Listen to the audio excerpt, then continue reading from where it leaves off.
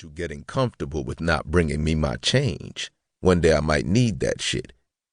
He rolled his eyes, then we slapped hands and I headed out. When I got to my Range Rover, I saw that pretty black porcelain doll again that came out of the beauty supply store earlier. She was so gorgeous. I usually went for lighter to medium brown complexion women, but this woman made having a preference sound stupid as hell. I licked my lips as she walked back to the beauty supply store looking at a bag of hair. After cranking up, I decided to just leave. I was getting too old to still be sticking and moving. I was thinking about my future and my legacy a lot more these days than I wanted to. My one-nighters had slowed way down. The only way they were limited to one night now was if the sex was trash. For the most part, I dipped back. The problem was that nobody seemed worthy enough to carry my name. Haji Abimbola, pilgrim born with fat cheeks and wealth. While I didn't travel to America for religious purposes, it was definitely sacred compared to Sierra Leone.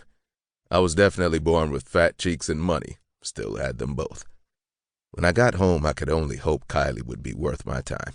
She was pretty enough and had ass that could claim any man's attention. I met her at the post office earlier today when I went to mail some beard cream that Jerry has sold in his barbershop to my boy. Glenn had moved back home to Austin after we finished school, but we kept in touch. When I left the line, I noticed her leaving her post office box. I couldn't help but holler at her. She smiled big when she looked at me and gladly gave me her number. Hopefully that wasn't a bad sign that she'd already called me, asking to come through. My dick hadn't been wet in a month, so I was way overdue. She was 25 and worked at Verizon while going to school to get her master's degree in family counseling. The more I thought about her, the more skeptical I was getting. What type of woman showed up at a nigga's house alone and at night the first day they met?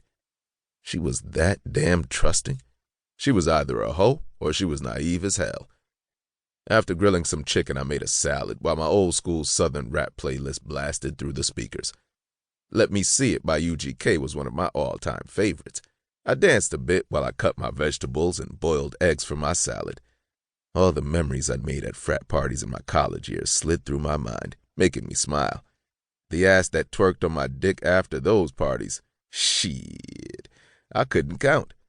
There were more Sigmas and Alphas on Lamar's campus back then, but me and my boys would ride out to Prairie View to party with the Q Dogs and the Kappas, getting ass in a 300-mile radius.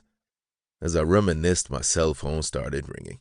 Grabbing my remote to turn down the music, I grabbed my phone with the other hand. "Hello?" "Kushai IG, Audi body," my mom asked in Creole, my native language. "Kushai, the body fine, Audi body." She squealed in excitement. She loved to hear me speak Creole. They swore I was so Americanized that I didn't remember it. I'd only rolled my eyes. We spoke English in Sierra Leone. I didn't understand why they had to be over the top about everything where I was concerned. She'd said, "Hello, Haji, how are you?" And I'd responded, "I'm well." "The body fine," I chuckled. "How's everybody doing, Mama?" "We're all fine, baby. I was about to turn in for the night and wanted to check on my baby boy." They were 5 hours ahead of us here in Beaumont, so it was almost 10 at night there. "I'm glad everyone's good. I'm doing well, just preparing dinner." "What are you eating?" "Just a grilled chicken salad." "Still sounds good. Your dad has a doctor's appointment in the morning, so I better get my rest. He's like a big baby when he goes to the doctor." I chuckled. My dad rarely called me.